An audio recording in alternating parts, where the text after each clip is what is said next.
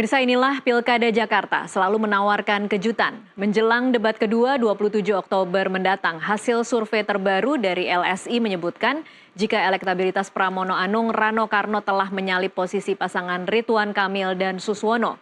Pramono Rano sudah meraih 41,6%, sementara Ridwan Kamil Suswono 37,4% dan Dharma Kun 6,6%. Mengapa Pram dan Sidul begitu menyala seturut slogan mereka? Apa faktor yang membuat pasangan yang diusung PDI Perjuangan ini melesat? Ada apa pula dengan pasangan Ridho atau Ridwan Kamil Suswono? Peneliti senior Lembaga Survei Indonesia Yos Kenawas dan Saidiman Ahmad, analis politik SMRC sudah bergabung bersama kami melalui sambungan Zoom untuk membahas seputar elektabilitas para calon gubernur dan calon wakil gubernur di Pilkada Jakarta. Selamat malam Mas Saidiman, selamat malam Mas Yos. Selamat malam Mbak Tasya. Selamat malam Tasya. Iya, Mas saya ke Mas Yos terlebih dahulu ya Mas Yos. Ini kalau dari analisa Anda, apa saja faktor-faktor yang kemudian berkontribusi terhadap begitu melesatnya angka elektabilitas Pram Rano, dan kemudian secara bersamaan apa yang terjadi terhadap Ridho? Mengapa kemudian penurunannya seperti seolah tanpa perlawanan? Iya, jadi setidaknya ada 5 faktor Mbak Tasya yang bisa menjelaskan mengapa pasangan Pramono Anung dan Rano Karno itu dalam kurang lebih waktu 1 bulan sejak kami terakhir melakukan survei itu melesat cukup tajam ke 41,6% atau ada kenaikan sekitar 13%. Yang pertama itu karena yang menarik adalah faktor wakil gubernur. Jadi kalau di head to head antara Ridwan Kamil dengan Pramono Anung aja itu sebenarnya Ridwan Kamil unggul terhadap Pramono Anung di top of mind ya. Yeah. Namun ketika dipasangkan dengan Bang Dul, maka kemudian Pramono Anung itu pasangan Pramono Anung dengan Rano Karno itu melejit elektabilitasnya ya, karena salah satunya faktor Bang Dul atau Haji Rano Karno yang popularitasnya sudah sangat tinggi. Yang kedua itu ada faktor pendukung Anies Baswedan yang mulai berpindah. Kalau sebelumnya di survei bulan September itu masih banyak yang mendukung Ridwan Kamil dan Suswono, namun begitu kampanye dijalankan dan ada banyak juga tim ses dari Anies Baswedan, juru bicara dari Anies Baswedan yang kemudian bergabung ke pasangan Pram dan Rano, 42,1% pendukung Anies Baswedan di Pilpres kemarin itu mendukung pasangan Pram Rano. Dan faktor ini tidak bisa diabaikan begitu saja karena berdasarkan survei kami sebelumnya juga menunjukkan bahwa faktor Anies Baswedan ini sangat berpengaruh untuk Jakarta gitu, untuk mempengaruhi peta elektoral di Jakarta meski Anies Baswedan tidak berkompetisi di dalam pilkada kali ini. Mas Yos, Faktor ini berarti lain, faktor Suswono dan PKS tidak terlalu berpengaruh menahan penurunan ya? Nah ini yang menarik juga, salah satu faktor lain adalah faktor soliditas partai pendukung yang mendukung pasangan Ridwan Kamil dan Suswono ini juga belum solid gitu. Karena ada juga basis PKS gitu yang mendukung pasangan Rano Karno dan Pramono Anung, dan ini kan sebenarnya tidak terlalu mengejutkan karena basis pendukung PKS itu juga beririsan dengan basis pendukung Anies Baswedan gitu. Yeah. Jadi berpindahnya ke itu juga salah satu penyebab pasangan Pramono Rano ini meraih elektabilitas yang cukup signifikan. Jadi faktor yang tidak solid di dalam partai pendukung itu yang juga menjelaskan kenaikan ini. Dan faktor lain adalah pas debat kemarin juga ya, yang dinilai perform lebih bagus itu pasangan Pramono dan Rano Karno, meski tentu harus ada catatan bahwa penilaiannya ini bersifat partisan begitu ya. Dan mungkin yang faktor terakhir yang menjelaskan adalah popularitas dan likability. Tadi Rano Karno sudah tinggi, likability-nya juga sudah tinggi. Pramono Anung meski popularitasnya masih rendah, tapi likability-nya cukup tinggi gitu. Jadi ada ruang bagi Pramono Anung untuk terus meningkatkan popularitasnya, dan kalau popularitas sudah dapat, likability sudah dapat, mudah-mudahan itu bisa terkonversi menjadi elektabilitas. Seperti itu Mbak Tasya. Baik, Mas Yos. Saya pindah dulu ke Mas Saidiman. Mas Saidiman, tadi kita sudah dengarkan beberapa faktor yang kira-kira berkontribusi, tapi mungkin Anda ingin menambahkan apa kira-kira analisanya seseorang yang elektabilitasnya begitu tinggi pada saat penetapan, hanya dalam kurang 1 bulan, kemudian angkanya bisa terjun, melesat turun, tanpa perlawanan, tanpa insiden apapun yang terjadi selama 1 bulan ini, Mas Saidiman? Saya kira seperti yang biasa kita katakan bahwa Pak Ridwan Kamil waktu pendaftaran itu masih sangat tinggi di atas, karena memang saya kira faktor pertama ketika itu adalah ada start yang berbeda, sosialisasi dari Ridwan Kamil dengan calon-calon lain, terutama dengan Pramono Anung. Kita tahu bahwa saat itu Pramono Anung kan muncul baru-baru saja gitu ya namanya. Sebelum-sebelumnya tidak masuk dalam radar publik Jakarta. Jadi setelah itu ditetapkan, itu kan suaranya sudah langsung lompat sebenarnya ya. Iya. Dari sekitar 1%, survei sebulan sebelumnya atau 2 bulan sebelumnya, Pak Pramono Anung nyaris tidak terdeteksi gitu ya oleh publik Jakarta. Tapi ketika ditetapkan itu kan langsung naik suaranya. Jadi kalau tidak salah survei LSI ketika itu di awal September 28,4%. Itu sudah lompat sebenarnya. Lalu kemudian kalau sekarang lompat 13% lebih sekarang menjadi 41, sekian persen, itu saya kira itu wajar juga, karena memang ada proses di mana menurut saya yang paling penting di sini dilihat adalah proses pengenalan warga Jakarta kepada calon-calon yang ada. Dengan adanya sosialisasi, berita di media dan seterusnya, ada debat, maka publik Jakarta kemudian melihat ya, disuguhkan calon-calon yang benar-benar real sehingga mereka bisa lebih memilih. Jangan lupa bahwa warga Jakarta ini pada dasarnya kan menginginkan 2 mantan gubernurnya untuk kembali mencalonkan diri atau untuk kembali dipilih sebagai gubernur ya. Kalau kita lihat survei-survei sebelumnya itu Anies ada dan Ahok ya, Mas Saidiman? Dan Ahok, dan kedua-duanya tidak muncul. Karena itu saya melihat bahwa ada kondisi psikologis masyarakat Jakarta yang sebenarnya kecewa gitu dengan keadaan yang ada. Lalu kemudian tapi bulan lalu mungkin tidak banyak warga yang mengetahui bahwa ada calon lain, ada calon alternatif di luar Ridwan Kamil yang memang sebelumnya juga populer gitu. Lalu kemudian ada proses debat, ada sosialisasi yang kemudian melambungkan nama pasangan nomor 3 ini. Kalau kita lihat misalnya dari tadi disebut aspek popularitas, saya kira selain Rano Karno yang memang itu sangat penting ya untuk suara Pramono Anung, juga Pramono Anung sendiri kan mengalami kenaikan ya dari aspek popularitas. Iya. Sebelumnya kan bulan lalu dikenal baru 45% dan sekarang sudah dikenal 61%. Jadi ada kenaikan yang cukup signifikan, yang itu hampir sama dengan kenaikan pasangan Pramono Anung dan Rano Karno dalam sebulan terakhir. Hampir sama dengan kenaikan popularitas Pramono Anung. Jadi aspek sosialisasi dalam sebulan terakhir ini saya kira sangat penting. Oke, saya balik lagi ke Mas Yos. Mas Yos, ini kan angkanya kurang lebih selisih 4% dengan margin error 2,9. Apa artinya? Ya, artinya ini kalau boleh dibaca sebenarnya pertarungannya masih ketat sekali gitu ya. Selisih hanya 4%, kalau kita kurang margin of error sekitar 2,93%, berarti selisihnya sebenarnya realnya itu mungkin hanya ada sekitar 1-2% gitu. Jadi masih tipis sekali gitu. Belum aman ya berarti? Belum aman sama sekali gitu. Terutama karena mereka yang belum menjawab, yang masih tidak tahu atau masih merahasiakan pilihannya itu masih cukup tinggi di angka 14,4%. Dan kemudian kalau dilihat dari soliditas pendukung masing-masing juga itu masih sangat cair gitu. Pendukung Ridwan Kamil misalkan pemilih kuatnya hanya di angka 70%. Pemilih mereka yang mendukung Darmakun itu bahkan 51%. Jadi ini masih bisa sangat digoyang gitu, baik ke arah Rano Karno ataupun ke arah Ridwan Kamil. Ridwan Kamil pun juga masih harus menjaga elektabilitasnya. Oh, jadi belum cukup solid ya berarti angka ini, masih bisa berpindah-pindah berarti Mas Yos? Masih sangat mungkin untuk berpindah, dan yang harus dicatat adalah per hari ini kita masih belum bisa memastikan apakah pemilu Kada Jakarta ini akan berlangsung 1 atau 2 putaran. Oke. Kalau berdasarkan hari ini sih kelihatannya masih akan 2 putaran Masih gitu. akan 2 putaran, iya.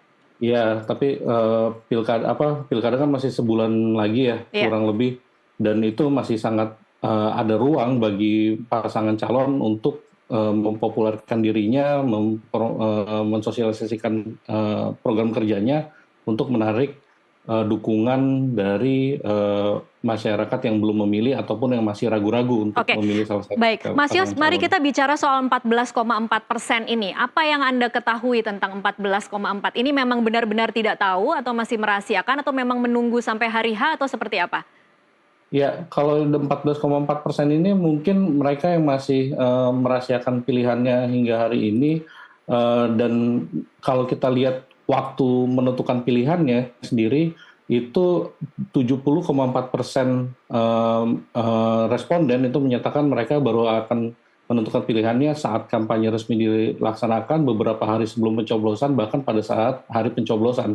Jadi belum 14,4% ini mungkin bagian dari itu yang masih belum mengkristalkan pilihannya per hari ini gitu. Jadi mereka masih menunggu debat-debat, masih menunggu kemudian sosialisasi hingga beberapa hari sebelum pencoblosan, bahkan ada 12,8% yang menyatakan bahwa mereka baru akan memilih itu pada saat hari pencoblosan. Baik. Jadi race-nya masih panjang, pertempuran masih panjang, belum aman untuk kedua pasang calon, meski kemudian pasangan pasangan Pramono Anung dan Rano Karno itu saat ini ada sedikit di atas angin, cuman yang harus diingat ini jauh dari aman, masih jauh dari aman. Masih jauh dari aman. Oke, saya ke Mas Saidiman lagi. Mas Saidiman, ada yang juga cukup menarik dimunculkan dalam survei LSI ini adalah secara ketokohan, awareness and likability dari Rano Karno ini paling tinggi. Kalau menurut Anda, apakah ini memang strategi menunggangi Sidul ini berarti cukup berhasil? Ya, biasanya di dalam pilkada atau pemilihan presiden, posisi wakil itu kan tidak terlalu signifikan perannya untuk menaikkan suara. Tetapi dalam kasus Jakarta, saya kira ini agak berbeda kasusnya.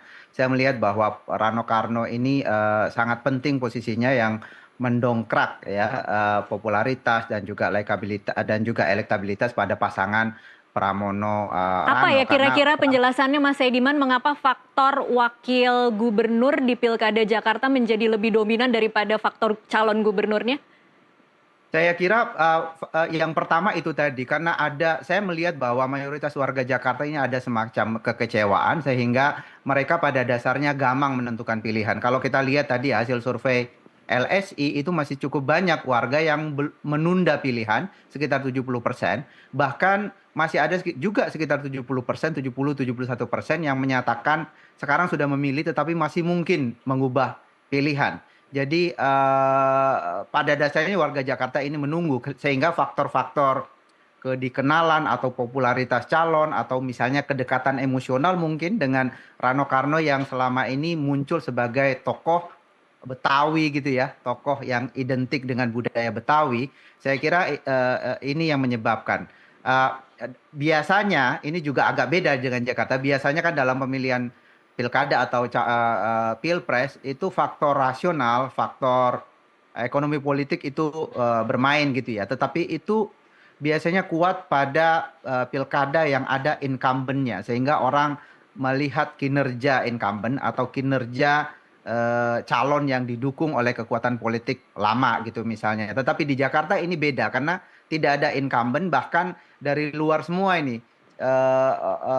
Ridwan Kamil dari Jawa Barat populer di sana, tetapi di Jakarta dia adalah orang baru.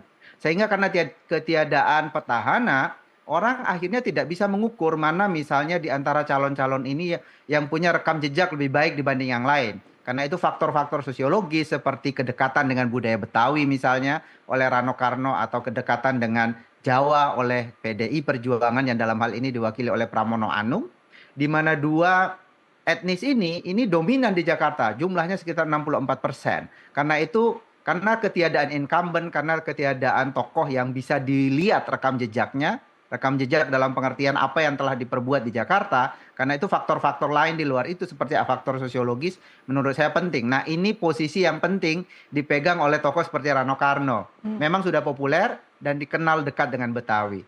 Nah, Pramono Anung juga punya potensi untuk menaikkan suara karena faktor latar belakang sosiologi semacam itu menurut saya. Dan persoalannya sekarang kan popularitasnya belum full, karena itu kemudian ke depan, kalaupun ada perubahan suara, menurut saya yang paling mungkin berubah suaranya secara positif adalah pasangan Pramono Rano Karno karena faktor-faktor sosiologis tadi. Masih bisa lebih naik lagi berarti Mas Saidiman? Iya, menurut saya itu. Selain faktor sosiologis tadi, kita lihat juga tadi disebutkan oleh Mas Yos soal pemilih solid atau pemilih kuat dan pemilih lemah. Kita lihat sekarang masih ada sekitar 29% kalau tidak salah, atau 27% warga yang masih mungkin berubah pilihan. Dan kalau kita lihat pada pemilih Pramono Anung, Rano Karno, dan Ridwan Kamil Suswono, pemilih loyal untuk Ridwan Kamil itu lebih rendah dibanding yang dimiliki oleh Pramono Anung. Baik. Sementara pemilih yang masih mungkin berubah itu lebih besar pada Ridwan Kamil. Karena itu kalaupun ada perubahan ke depan, menurut saya yang paling mungkin berubah secara positif adalah pasangan nomor 3. Sementara itu mungkin agak susah buat pasangan nomor 1 untuk kemudian berubah. Kalau kita lihat data yang ada sekarang ini, terutama dari Lembaga Survei Indonesia. Baik, kita akan bahas dan lanjutkan diskusi ini, terutama membahas bagaimana suara Anies dan Ahok akan bermuara ke paslon yang mana di segmen selanjutnya. Pemirsa, tetaplah bersama kami.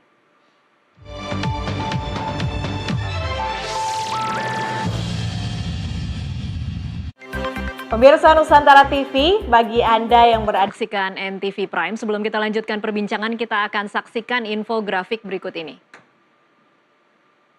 Ya, pemirsa, ini untuk menyegarkan ingatan Anda, ini adalah survei dari sejumlah lembaga survei sebelum debat pertama yang diselenggarakan pada 6 Oktober lalu. Ini adalah survei dari Carta Politika, Poltreking, dan juga LSI. Kita lihat posisi Ridwan Kamil di Carta Politika 48,3%, Darmakun 5,6%, kemudian Pramono 36,5%. Sementara dari Poltreking posisi RK Suswono 47,5%, Darmakun 5,1%, Pramono Rano 31,5%. LSI RK Suswono 51,8%, Darmakun 3,2%, dan Pram Rano 28,4%. Di LSI terakhir 16,6% yang belum menentukan, sementara per hari ini menjadi 14,4%. Saya kembali lanjutkan perbincangan, saya kembali lagi ke Mas Yos. Mas Yos, kalau tadi Anda sempat menyebut bahwa suara Anies kemudian beralih ke Pramono, bagaimana dengan suara Ahok? Ya, kalau untuk suara Ahok, sayangnya kalau di dalam survei ini kami tidak mengeksplor suara Ahok itu lari kemana. Cuman kalau misalkan kita lihat dari dukungan partai PDIP, karena Ahok juga di PDIP, itu cukup solid ke Pramono Anung dan Rano Karno gitu, partai yang mengusung mereka.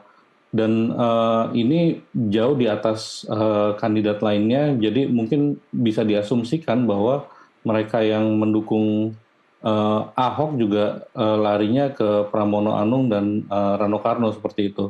Dan kalau berdasarkan survei sebelumnya kan juga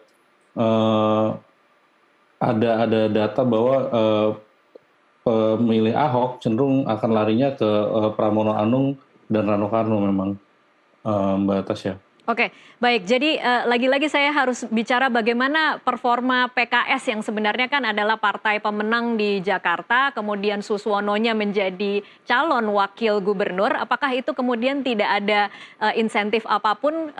Apakah PKS kemudian kehilangan suaranya dan beralih atau seperti apa, Mas Yos? Ya, kalau kita lihat datanya sekarang, PKS itu yang mendukung dari pemilih PKS yang mendukung pasangan Ridwan Kamil dan Suswono itu angkanya baru di 33,9%. Jika kita bandingkan dengan pendukung PKS, pemilih PKS yang mendukung Pramono Rano itu sekarang udah di 42,2%. Jadi lebih banyak pendukung PKS yang mendukung Pramono Anung dan Rano Karno dibandingkan yang mendukung kandidat yang dicalonkan oleh partai PKS sendiri gitu. Baik, ada pergeseran Tentu berarti ya Mas Yos? ada pergeseran dan tentu ini PR yang berat buat Ridwan Kamil dan Suswono karena kan PKS juga dikenal sebagai partai kader dan seharusnya bisa mengkonsolidasikan mesin PKS di Jakarta gitu untuk mengalihkan dukungannya ke Ridwan Kamil dan Suswono. Baik. Jadi ini tentu sebuah pukulan yang cukup telak gitu untuk PKS yang dimana pemilihnya justru kebanyakan per hari ini banyak yang mendukung Pramono Anung dan Rano Karno. Baik, saya ke Mas Saidiman. Mas Saidiman, ini temuan yang cukup menarik karena kalau kita tahu dulu pembahasan kita sebelum muncul nama-nama paslon agak sulit untuk menyatukan PKS dan PDI, tapi ternyata per hari ini kita bisa menyaksikan bagaimana pergerakan pemilih PKS justru memilih Pramono Rano yang sebenarnya hanya didukung oleh PDI Perjuangan, yang dulu kalau kita bahas adalah betapa sulitnya PKS untuk bergabung bersama dengan PDI Perjuangan. Analisa Anda seperti apa? Saya kira faktor kuncinya di sini adalah Anies Baswedan. Kita tahu bahwa mayoritas pemilih PKS itu memilih Anies Baswedan pada Pilpres kemarin. Kalau tidak salah angkanya ya mungkin 70-80% gitu ya. Sangat tinggi, sangat solid ke Anies Baswedan. Sementara di dalam studi-studi yang kita lakukan kan kita melihat bahwa party ID se-Indonesia termasuk di Jakarta itu kan sangat rendah gitu ya. Pada umumnya orang tidak dekat dengan partai politik manapun. Jadi aspek tokoh itu justru lebih kuat. Mas Saidiman, ini berarti Anda mau mengatakan angka kemenangan PKS waktu Pilpres kemarin itu adalah angkanya Anies, bukan angka PKS secara solid begitu ya? Saya ingin mengatakan kalau ada dua daya tarik gitu antara elit PKS dan Anies Baswedan, menurut saya lebih kuat Anies Baswedan. Oke. Nah itu yang menjelaskan kenapa sekarang ada bahkan ya pendukung PKS yang merupakan partai kader ini banyak yang memilih Pramono Anung karena beberapa hari terakhir ini kita lihat itu kecenderungannya Anies Baswedan itu ke arah Pramono Anung gitu ya. Iya. Ada pertemuan misalnya pasca ditetapkan ketemu di mana itu di jalan Anies dengan Pramono Anung, kemudian sejumlah juru bicara Anies Baswedan itu juga sekarang ada di Pramono Anung seperti orang seperti Geis Khalifa gitu yang sering sekali muncul di media. Sekarang secara eksplisit juga menyatakan dukungan ke Pramono Anung. Jadi saya melihat pergerakan Anies walaupun tidak eksplisit tetapi itu bisa dirasakan di tingkat bawah karena tokoh-tokoh kunci yang selama ini memperjuangkan Anies Baswedan sudah lebih banyak ya beralih ke Pramono Anung. Baik, ini berarti yang hebat Pramono Anung atau PDI Perjuangan, Mas Saidiman? Kalau kemudian kita bisa berkaca terhadap bagaimana PDI Perjuangan kemudian nanti akan bisa membanggakan, ini seperti mengulang sejarah bagaimana elektabilitasnya rendah, kemudian hari ini kita menyaksikan dalam hitungan 1 bulan dia bisa berbalik arah menyalip pasangan yang sebelumnya elektabilitasnya jauh lebih tinggi.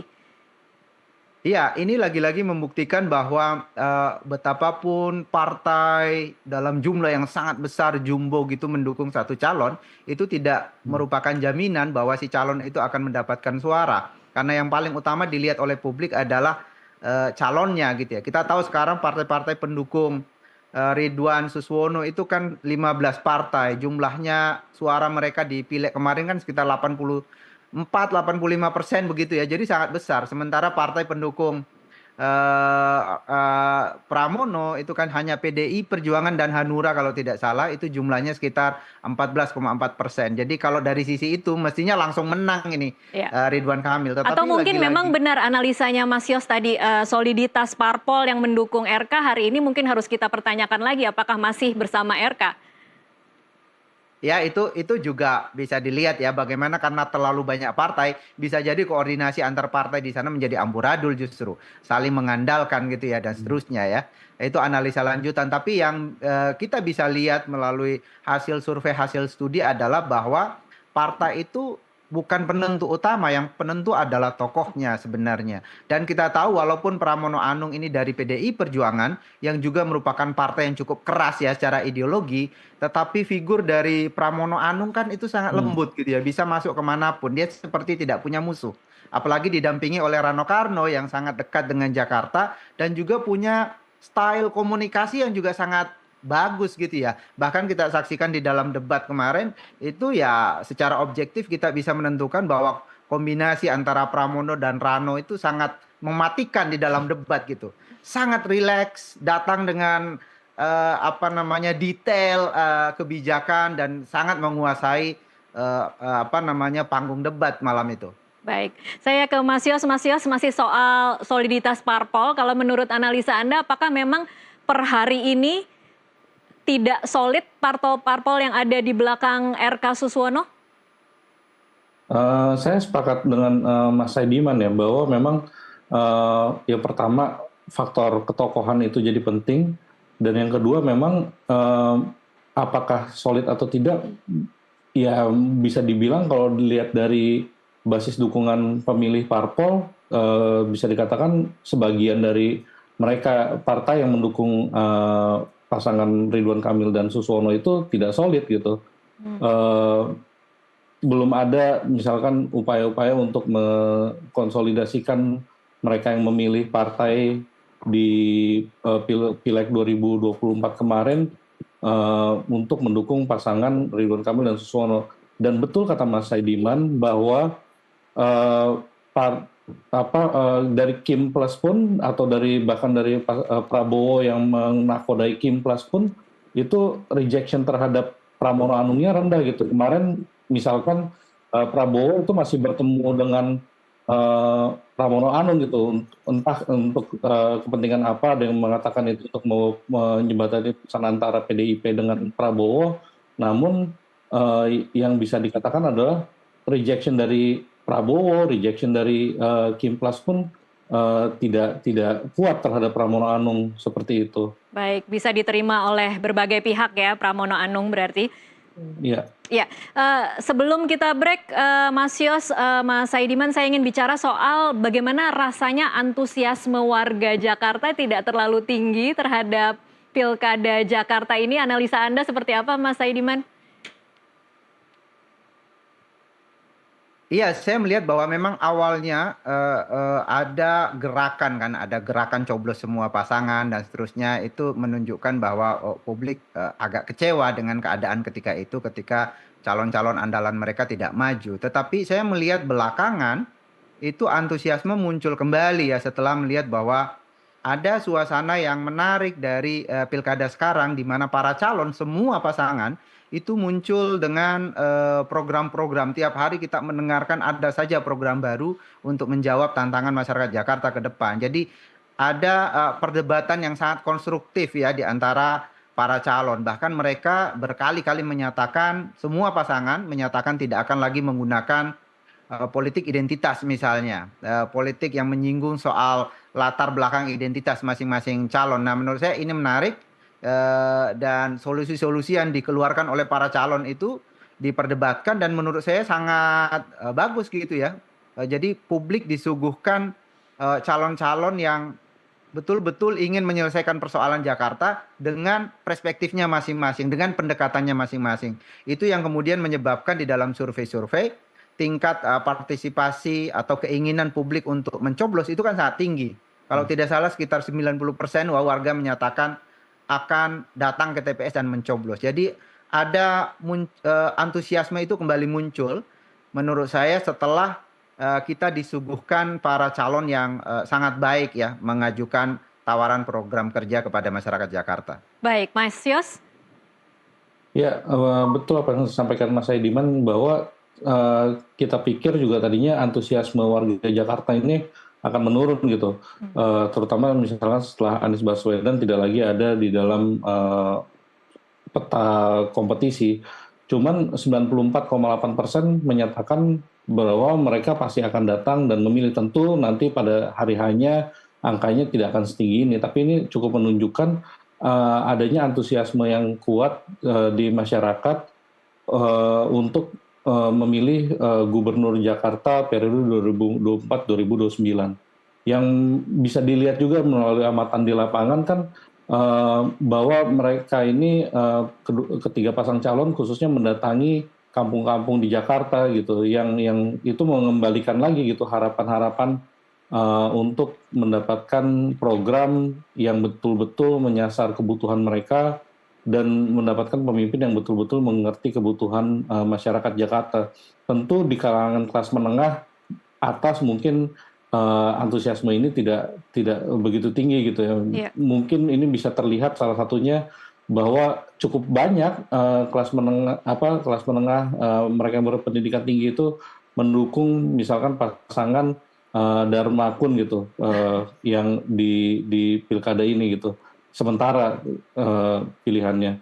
Mungkin itu satu indikasi yang menunjukkan bahwa antusiasme itu tidak mungkin tidak merata untuk seluruh kelompok masyarakat, namun secara garis besar bisa dikatakan bahwa meski tidak ada pertarungan yang sengit seperti yang kita lihat di 2017, Pilkada Jakarta tetap menarik minat masyarakat Jakarta untuk memilih pemimpinnya nanti, Mbak. Baik, 4 hari lagi akan diselenggarakan debat kedua. Seberapa penting debat ini untuk menjadi referensi para pemilih dalam menentukan pilihannya akan kita bahas di segmen selanjutnya. Pemirsa tetaplah bersama kami.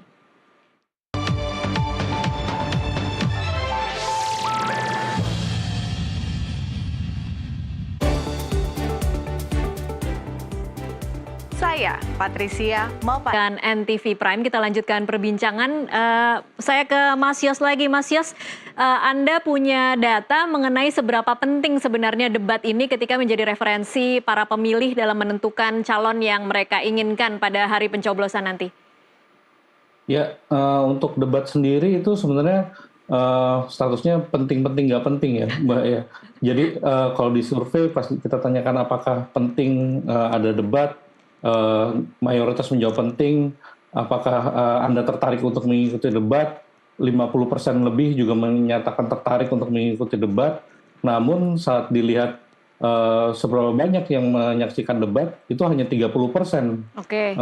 sejauh ini. Jadi antara jawaban dengan kenyataannya sebenarnya agak berbeda ya, Mas Yos?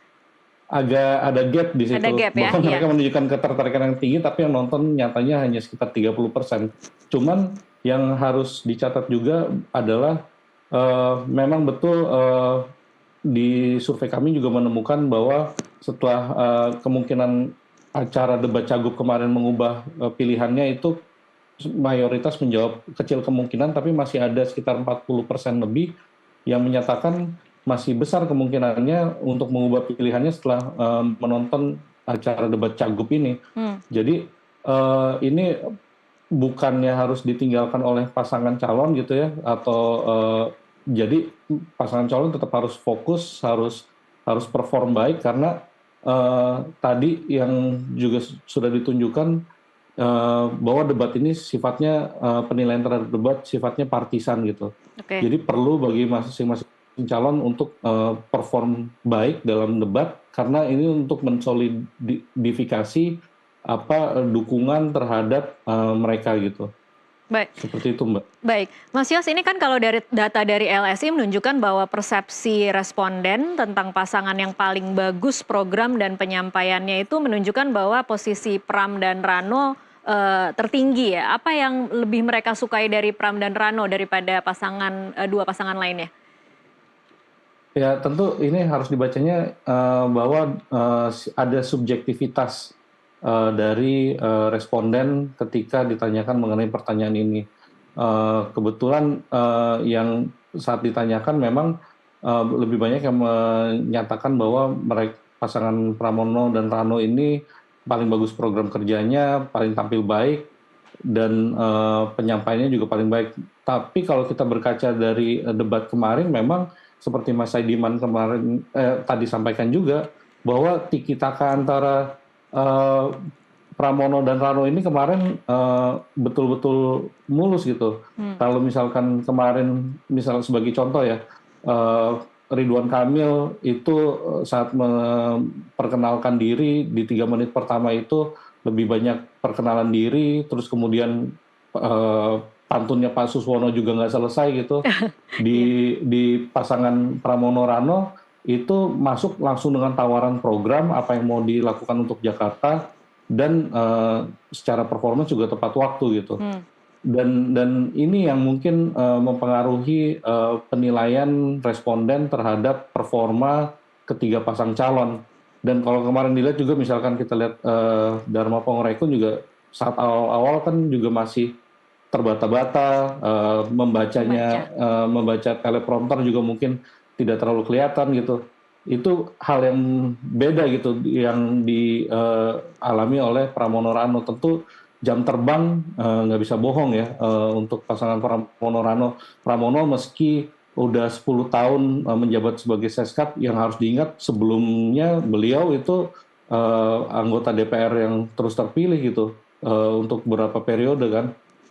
Dan ini menunjukkan memang apalagi didukung dengan faktor Rano yang ngomong dengan bahasa Betawinya, dengan bahasa seharinya sangat mudah buat dicerna. Tentu ini mempengaruhi penilaian responden terhadap kinerja mereka di dalam debat kemarin. Baik, Mas Saidiman, oleh sebagian pihak ada persepsi bahwa debat pertama kemarin itu dianggap cukup monoton, terlalu sopan, tidak ada perdebatan, tidak ada saling mengkritisi program satu sama lain.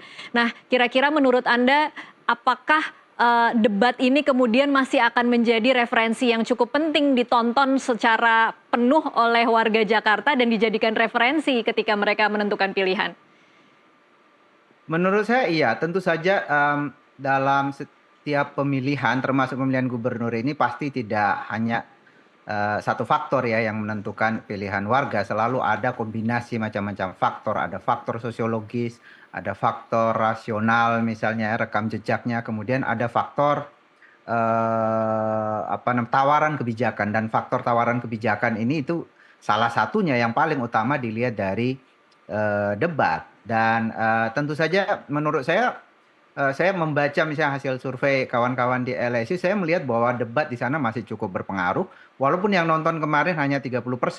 Tetapi dari yang nonton dan kemudian menganggap misalnya Dharma Pongrekun menang, itu atau bagus debatnya, itu kan lebih banyak yang memilih dibanding misalnya dari warga yang melihat lawannya yang menang di dalam debat. Demikian pula dengan calon yang lain. Jadi ada konsistensi di sana. Penonton yang melihat Pramono Anung menang, ya mereka umumnya memilih ke sana. Demikian pula dengan Ridwan Kamil. Karena itu menurut saya ini faktor yang sangat penting. Dan soal apakah kemarin monoton atau tidak, itu tergantung cara bacanya ya. Menurut saya sih, saya menonton cukup detail gitu. Dan saya melihat ada perdebatannya, walaupun tidak saling nyerang, tidak saling menjatuhkan. Tapi menurut saya ada perdebatan dan kita bisa membedakan ya antara satu calon dengan calon yang lain dari program-programnya ya. Misalnya untuk mengatasi transportasi, kemacetan dan seterusnya. Itu kan beda sekali pendekatan Rano Karno atau Pramono Anung dan Ridwan Kamil. Ridwan Kamil datang dengan tawaran membuat hunian yang dekat dengan tempat kerja dan tempat nge-mall gitu ya. Iya. Sementara Rano Karno dan Pramono datang dengan konsep ya Transjakarta itu diperluas misalnya sampai Trans Jabodetabek, bahkan sampai Puncak dan Cianjur gitu. Jadi membangun kolaborasi, koordinasi dengan pemerintah di sekitar Jakarta dan seterusnya. Saya melihat di sana ada perbedaan yang cukup substansial. Satu ingin satu kebijakan yang sangat ideal. Kan sangat ideal itu kalau kita tempat tinggal kita dekat dengan tempat kerja dan dekat tempat kita belanja, itu kan sangat ideal. Persoalannya apakah itu mungkin dilakukan atau tidak. Sementara Rano Karno misalnya datang dengan pernyataan yang sangat bagus. Dia mengatakan bahwa persoalan Jakarta ini terlalu besar. Kita, pemerintah DKI ini tidak mungkin menyelesaikannya sendiri. Karena itu kita perlu berkolaborasi dengan pihak yang lain. Nah, itu kan terlihat. Menurut saya Pramono dan Rano itu lebih realistis, yang satu lebih idealis. Nah, sekarang kita lihat Jakarta, mana selera politiknya yang mana? Iya. Apakah lebih ke program yang ideal atau program yang realistis? Oke, baik. Saya ingin menyentuh sedikit soal Jakmania, karena ini juga dibahas di survei LSI. Jakmania cukup banyak dari responden yang merupakan anggota atau pendukung dari Jakmania. Mas Yos, kira-kira kemana kecenderungan arah dukungan mereka? Ya, kalau dari mereka yang dari 23,2% yang menyatakan bahwa mereka adalah pendukung atau anggota Jackmania, memang 50%-nya itu mengatakan mereka akan mendukung Pramono Anung dan Rano Karno. Yang mendukung pasangan Ridwan Kamil dan Suswono itu ada di 33,2%, ini dari 23% ya. Iya. Mereka yang mengaku sebagai pendukung dan anggota Rano Karno. Jadi memang Jackmania, sorry. Jadi memang lebih banyak yang lari itu ke pendukung Pramono Anung dan Rano Karno, Mbak, untuk Jackmania sendiri. Dan ini mungkin ada banyak faktor yang bisa menjelaskan gitu kenapa larinya ke Pramono Anung dan Rano Karno. Salah satunya mungkin ya mungkin ada kesejarahan sepak bola di situ, Iya. rivalitas antara Viking dan Jackmania, tapi mungkin juga ada janji-janji yang disampaikan oleh Pramono Anung dan Rano Karno yang lebih menarik minat Jackmania gitu. Dan kalau saya baca juga di berita kan itu ada beberapa pertemuan antara Pramono Anung dengan perwakilan Jackmania gitu, dengan pentolan-pentolan Jackmania, dan ini mungkin yang mempengaruhi arah dukungan mereka yang mendukung Jackmania terhadap Pramono Anung dan Rano Karno. Seperti itu, Mbak. Baik. Kalau ke Mas Saidiman, dari point of view RK Suswono, seberapa penting mereka untuk terus menggarap pendukung Jackmania ini? Apakah memang harus terus dikerjakan atau memang dengan kondisi sekarang lebih baik ditinggalkan dan mencari potensi pemilih dari komunitas lain? Saya kira itu tetap perlu ya digarap karena itu bagian dari kemungkinan ya potensial lumbung suara ya untuk Pramono dan Rano Karno, karena ya kita tahu ada aspek kesejarahan rivalitas yang sangat kuat antara Persija dan melawan Persib gitu ya, dan memang ini isu yang saya kira penting untuk tetap dipelihara oleh Pramono Anung dan Rano Karno, apalagi kalau kita tahu bahwa ternyata dulu Rano Karno itu kan punya kesejarahan juga, kedekatan dengan Persija gitu ya. Dia pernah sekolah sepak bola di sekolah Persija gitu ya. Jadi itu penting.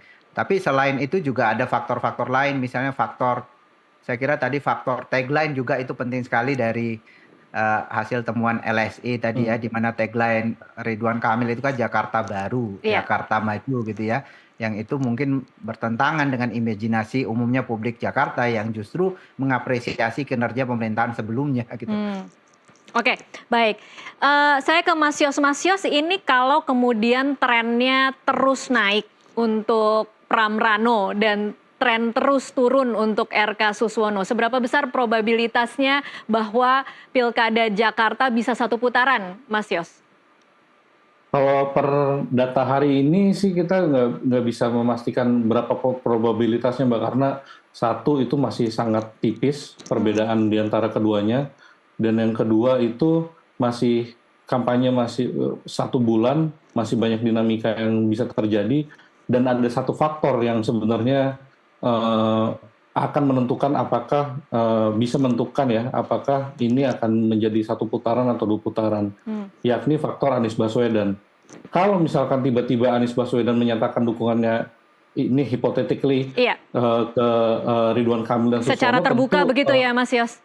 Ya, tentu tren menanjaknya Pramono Anung dan Rano Karno ini bisa mengalami gangguan gitu. Tapi kalau misalkan ternyata Anies Baswedan menyatakan dukungannya ke Pramono Anung dan Rano Karno secara eksplisit gitu, maka ini bisa jadi booster yang sangat efektif untuk mencapai pilkada 1 putaran gitu. Jadi ada satu faktor ini yang benar-benar masih ditunggu dan belum bisa memastikan apakah ini akan 1 atau 2 putaran. Kalau per hari ini sih kemungkinan masih 2 putaran, Mbak Tasya. Cuman kita tunggu nih arah dukungan Anies ini akan kemana gitu. Kalau lihat dari tim sesnya, tadi Mas Saidiman sudah katakan, sebagian tim sesnya sudah banyak yang menyatakan dukungan ke Pramono Rano. Tapi kan dari Mas Anies sendiri belum menyatakan apapun, dan berdasarkan eksperimen yang kami lakukan pada bulan September, yang dibutuhkan pasangan Ridwan Kamil adalah setidaknya Mas Anies itu diam. Setidaknya Mas Anies itu pasif, tidak menyatakan dukungannya ke salah satu pasangan calon yang lain, itu sudah cukup buat pasangan untuk menjaga asa pasangan Ridwan Kamil dan Suswono seperti itu. Oke, jadi Anies harus diam supaya kemudian tren penurunan itu tidak terus terjadi di RK begitu ya Mas Yos? Betul. Oke, baik. Mas Saidiman, ini mungkin pertanyaan terakhir. Dalam sebulan terakhir ini kira-kira apa yang mungkin bisa merubah tren naiknya Pram dan tren turunnya RK? Saya kira faktor yang pertama yang di mana pasangan Pramono dan Rano ini masih punya kekuatan ya untuk menambah suara adalah pada Pramono Anung. Karena popularitasnya itu kan belum maksimal, baru sekitar 61%. Sementara likability-nya itu hampir sama dengan Ridwan Kamil gitu. Jadi sekarang ini mungkin banyak sekali pendukung Pramono Rano itu disebabkan karena popularitas Rano dan likabilitas Rano Karno wakilnya yang sangat dominan. Nah, kalau kemudian Pramono juga dikenal lebih baik dan berhasil meningkatkan likabilitas, saya melihat bahwa pasangan ini masih punya potensi yang lebih besar. Sebab Ridwan Kamil itu kan sudah hampir semua warga Jakarta tahu dan mentok lah kira-kira dari sisi itu. Jadi menurut saya faktor Pramono Anung ini penting untuk dilihat. Sekarang ini yang lebih dominan mungkin Rano Karno. Kita tinggal menunggu Pramono Anung. Dan saya menduga dalam sebulan terakhir itu akan ada peningkatan popularitas pada Pramono Anung juga. Karena sosialisasi yang terus masif dilakukan. Kalau kita lihat misalnya sebulan belakang itu ada peningkatan suara 13%. Kalau itu terjadi lagi sebulan ke depan itu satu putaran Mas Yos. Bisa satu putaran ya Mas Saidiman? Kita tunggu Mas Saidiman. Oke, kalau peluang rebound untuk RK Suswono kira-kira masih bisa terbuka atau menurut Anda pesimis akan bisa rebound?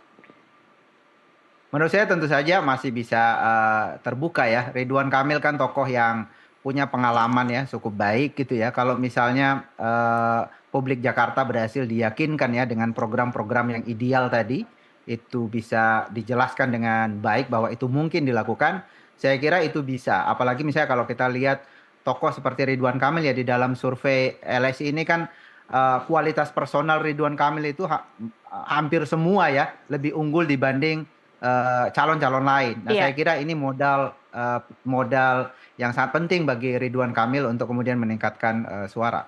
Oke, baik. Terima kasih Mas Saidiman dan Mas Yos untuk waktunya bersama kami di NTV Prime. Ya, terima kasih Mbak Tasya.